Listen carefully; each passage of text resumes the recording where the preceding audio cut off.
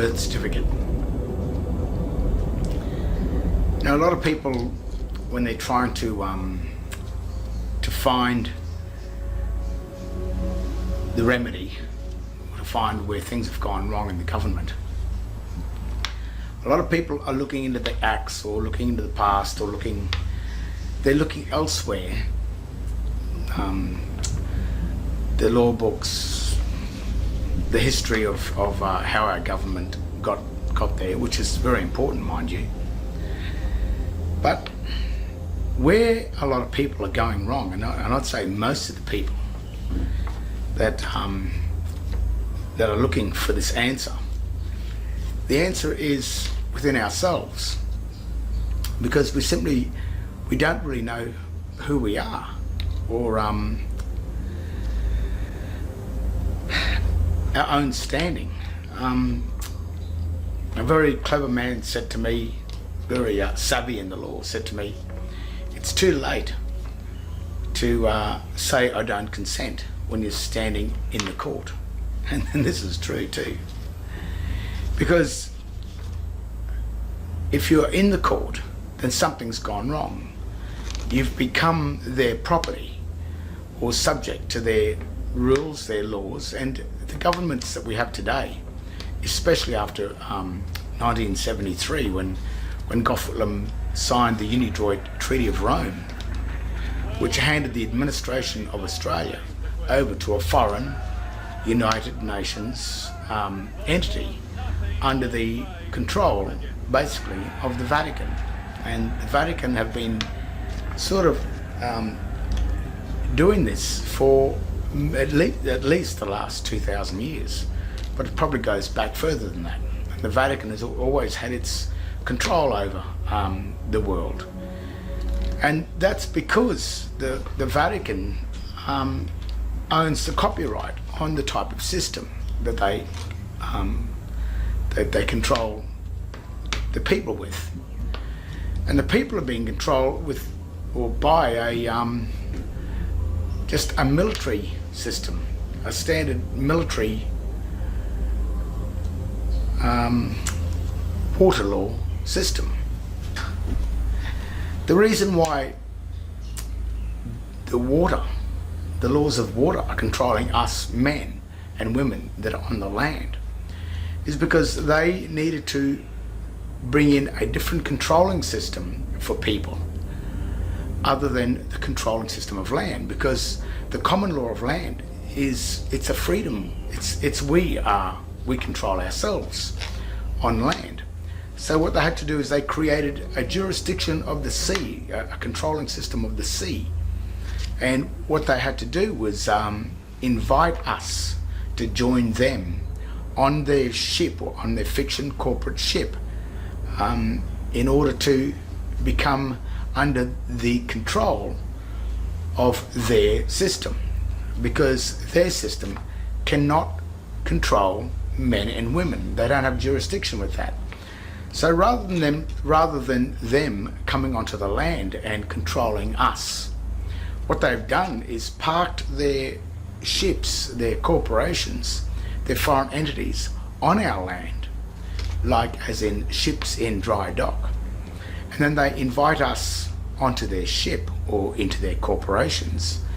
And then once we enter into their corporation, under their tokens, they give us a name to enter into their jurisdiction, into their ships.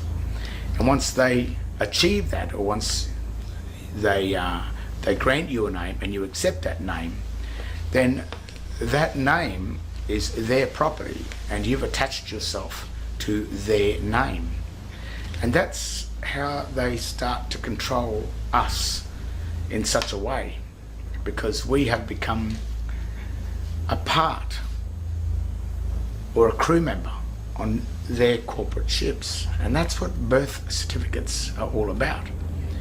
It is a certificate of you birthing onto one of their ships. Birth certificate. And the date of birth is the date when a person, they say, is born. But a person doesn't exist until it becomes an incorporation. So persons are incorporations. It means that a person is a man joined to something. So that's when the incorporation happens. The minute you become incorporated with something, or join a ship, or join a foreign entity, then you legally become the person.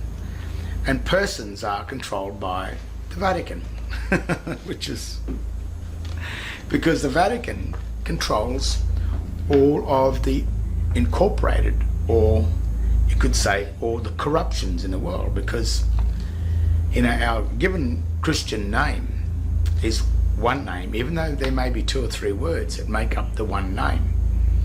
It is one name, and that one name does not have the family name attached to it. So what the Vatican must do, or the ships that park their ships, their shipping corporations, foreign shipping corporations on our land, is that they must get you to join their ship and give you a name that belongs to the ship, so you can attach yourself to it. Now they know that no man in his right mind would go and attach himself to some foreign ship and wind up being deemed lost at sea and never likely to return. And while you do that, then whoever offered you the legal titles to put you onto the ship have a right to your equity if you don't come back. So that's all they do. They just wait for you not to return. And the reason why you don't return back onto the land is because the name that they gave you is a name that you thought and assumed and believed was your name. Think about it. They gave you a name that belonged to them, that you assumed belonged to you. And then this bloke comes along called Christ, and he tells you, he warns you. He said, in my name you shall be saved. But if you accept the company name, the corporate name, then you are with them. And I think it's quite stated in many parts of the Bible that if you are not with me, you are against me. So if you worship or accept the foreign name of the ship that's dry docked onto your land, then you are not with Christ. So therefore, Christ cannot save you. But even though you believe that your name is your name, when you think about it, and when you read this shipping document carefully, that's all it takes. You just got to read it and have a look. Because John Henry Doe is only John Henry. He has one Christian name. And John Henry, the 2 words, make up the one Christian name. But what the state has given John Henry is a name with the incorporated family name attached to the John Henry, and called it John Henry Doe. And the minute you believe that your name is John Henry Doe, then you have attached the name of the foreign shipping corporation that is under the control of the Vatican, which is the control of the sea. You've attached your body to their name, and you have abandoned Christ's name. So therefore, you step from the creditor, which is the Christian, into the debtor. The Christian name is John Henry. When you claim the John Henry Doe name, written in proper English, as capitalized common law English, once you accept the John Henry Doe, you are deemed by Christ to serve another deity. You are worshipping the gods of the sea, or worshipping the gods of the Vatican, which are not the gods of Moses, and certainly not the God of Christ, because Christ said, in my name you shall be saved. So the Christian name of John Henry Doe is John Henry. on his certificate, birthing certificates, his Christian name is John Henry. The only person that has surnames on these documents is your parents, because they have already assumed the surname by the time they created the certificate for you.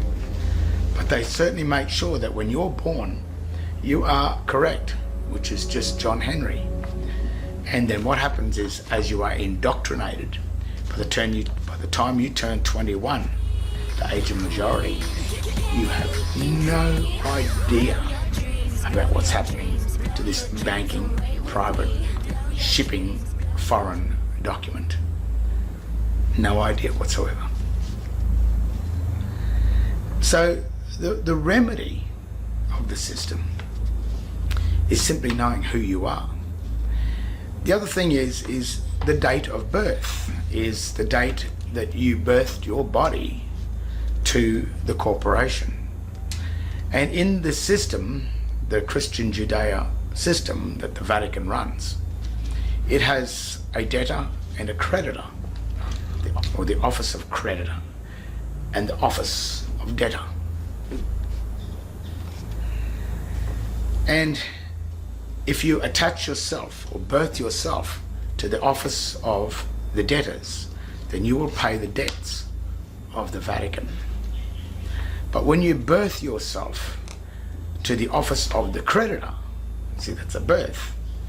And if you look at your two birthing certificates, one is the state birth certificate, which is the debtor state, but the creditor state, if you find that certificate, the date of birth was around 1 month or a few weeks after you were born. The word born does not mean birth. The word born means born into life or existence. And sometimes the word life really means the duration of a contract. So if you birth yourself into the ship or the office of the debtors, then I think they call that the pagans, the pagan trust. The pagans are the debtors, which are pagans, pagan. And the lifespan of a pagan is 70 years and 10. So the lifespan of the pagan is 70 years. And if you enter in from when you turn 21 and you remain in the office of the debtors, holding the surname or the surety name, which is really John Henry Doe, that's the surety name because it's incorporated. If you remain holding that name, then you will be deemed as the debtor, the one that pays the debts. And when you're a debtor or a crew member on a ship, you don't have rights, you have a privilege, but you also have statutes. And if you follow the rules of the ship, then you will have liberty to go on shore. But if you break the rules of the ship, you may lose your liberty and wind up in the hold, which is the cell, and you will not have freedom. But it's not freedom. Liberty and freedom are not the same thing. But if you want your freedom back, to not be on the ship and not be a part of the debtors of the ship, if you want to travel on that ship, being looked after as the creditor, where the crew members look after you and you simply enjoy the ship, and the skipper is just happy to have you on board, whereas the crew, the skipper, who is the magistrate, he makes sure the crew does what they're told. The difference is your standing. That's the remedy. The difference is your name, the Christian name or the pagan name. Not the old uppercase name. I'm talking about a name written in proper English. John Henry is the creditor name. John Henry Doe is the debtor name. The thing is, if you assume yourself to be John Henry Doe, then you're holding the property of the Registrar General of your certificate of birth. Now, if you have a look at a certificate of birth, in the margin, on the right hand side of the margin, it says in black and white, and signed by the Registrar General, who in Queensland is at the moment, 2018, is David John. He has signed that, stating that John Henry Doe is in his custody. So he has the ability to allow John Henry to have liberty to go ashore or to remain in the hold. But John Henry Doe is the slave servant of the Registrar General. So think about your name, think about who you are, have a look at your driver licenses, your passports, and all the state paraphernalia that you think your name is on. And because you've claimed all of those instruments, then they, the state, have a right to assume that you are on their ship. And as I said, the ships are the law of the water. The law of the water is controlled by the Vatican. The Vatican controls all incorporations, and an incorporation is a corruption of Christ's name. Anything incorporated that's joined is a corruption. Whereas you, the given name, is one name, and it is not corrupt, it is pure. So therefore, the serpents, the usurpers of the sea, the Vatican, and its foreign military, such as the United States Securities Exchange Commissions, the United Nations, anything united is subject to the law of the Vatican, the corpus juris, the laws of the dead. And when you are incorporated and joined to another foreign entity, then you are assumed dead, lost at sea. That's why they call it the corpus juris.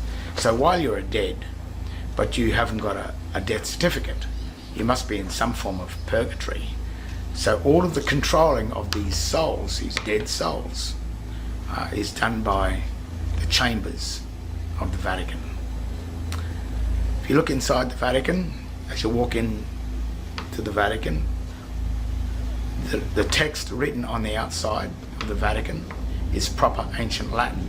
It has the hyphens or the marks between the signs.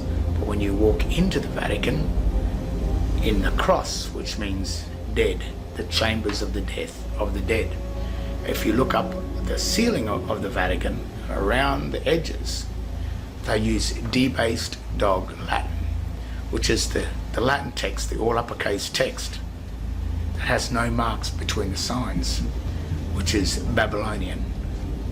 It means absolutely nothing. But while you assume that, while you are assumed to be dead, lost at sea, then you are inside the chambers of the Vatican. A chamber is a tomb. You've been entombed. You're in the dead. And that text that's inside the Vatican is the same text that's written on these documents. It's the same text that's written on your power bills, your rates notices, your driver licenses. That is the language, the jurisdiction of the incorporated dead souls. And how are you? Where is your standing? What are you? Are you the free, the living? Are you pure? Do you hold Christ's name? Or are you incorporated and attached to the serpent of the sea? Remember Adam and Eve? That snake, the serpent, that came and tricked Eve into eating the fruit of the tree of the debtor, the tree of knowledge, becoming a usufruct of the tree of the foreign military. Well, that's the deception. And the snake is the serpent, which is the foreign militaries that come in the Vatican. Not only did God in the Garden of Eden warn Adam and Eve about that, Christ also warned you about it. So all of the warnings, not only from the Bible are there, but in the very the Latin dictionaries and the very English dictionary, the meaning of the words. If you look closely enough to the meanings of the words, and if you learn how to read sign, you'll see the difference between sign and English. There can be no legal jurisdiction between two separate languages. So when you have dog Latin or debased Latin and English written on the one document, if you assume that to be one, then that is an incorporation.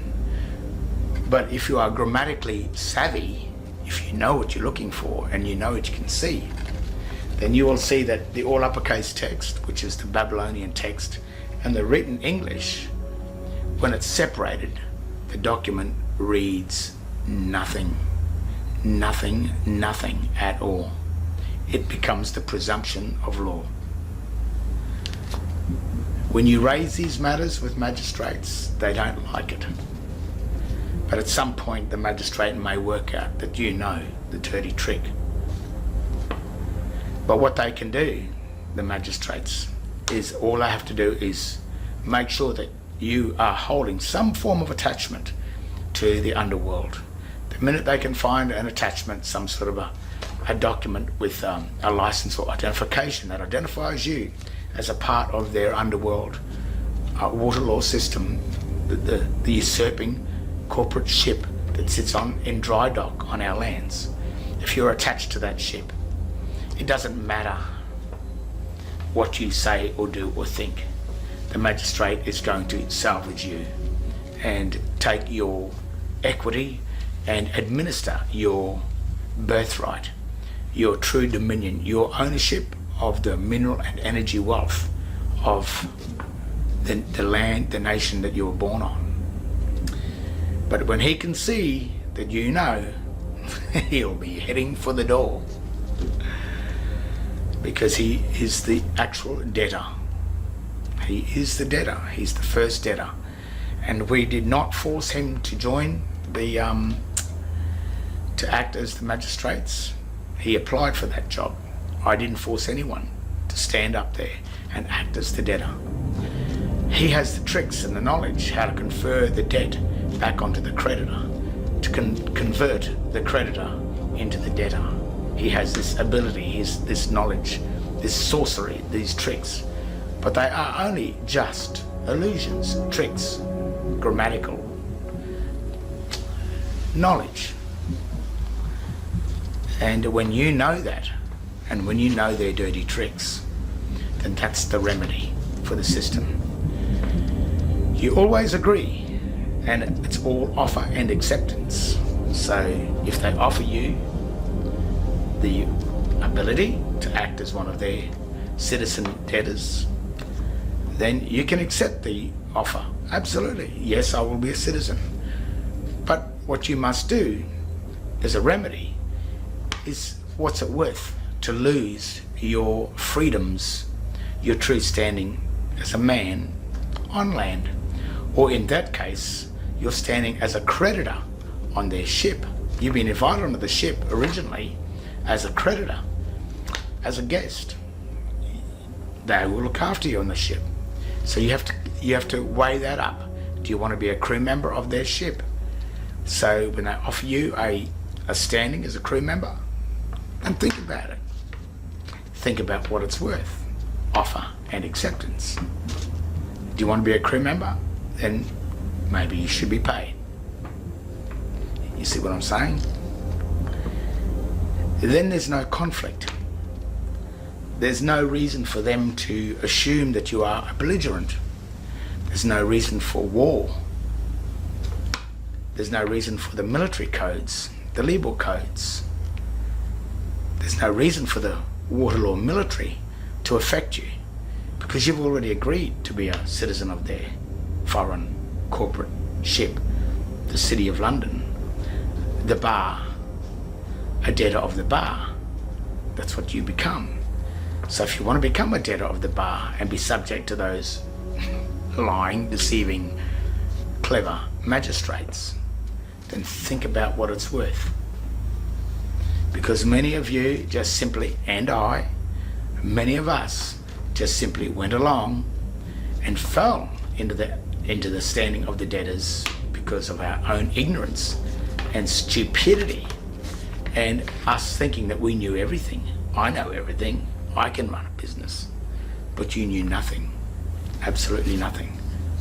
And when you learn your grammar, when you learn who you are, and you learn the difference between sign language and the English common law language, which is the language of the sea and the language of the land, when you learn the differences between them and you start to recognize them on their documents, then you have the ability for remedy. You have the ability to accept their offer of citizenship. Accept it. Offer and acceptance. But what is the offer? To accept, to stand as the citizen of their foreign, unidroit, United Nations corruption.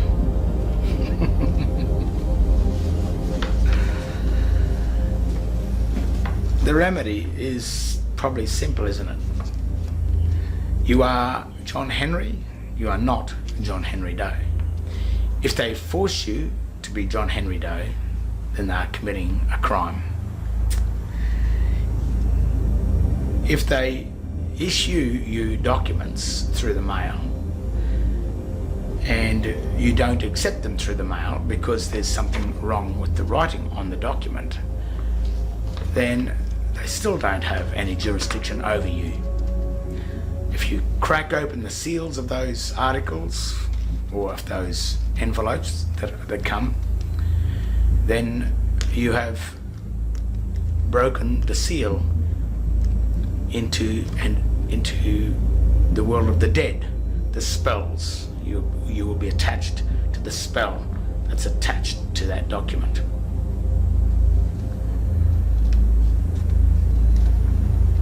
You will find this hard going in some cases, as two friends of mine are going through a hard time. Rowan Lorian is still in prison, but they will not show him any of the paperwork because they know he can see the fraud. I don't know what they're going to do, but they're being belligerent and they are committing absolute serious crime by holding that man in prison after he's asked to see what is the charge and can he see the charge documents. Because he knows there was no offer and acceptance. That's outright slavery. And that's a dangerous thing for the state, and I think the Vatican knows that too. So even though the remedy may not come, or the remedy may come with imprisonment and a good right bashing, as I've witnessed all of these things, and many threats against myself and my family. But I must admit, this has stopped because of that last court case. I think that the magistrate had recognised that I knew a little bit more about it than what the average man and woman knows about it. So he could not do his trick, you could say. His illusion could not work. So the remedy is knowing who you are. And when you know who you are and you can see the grammatical deceptions on their paperwork, then you can see that it is nothing at all.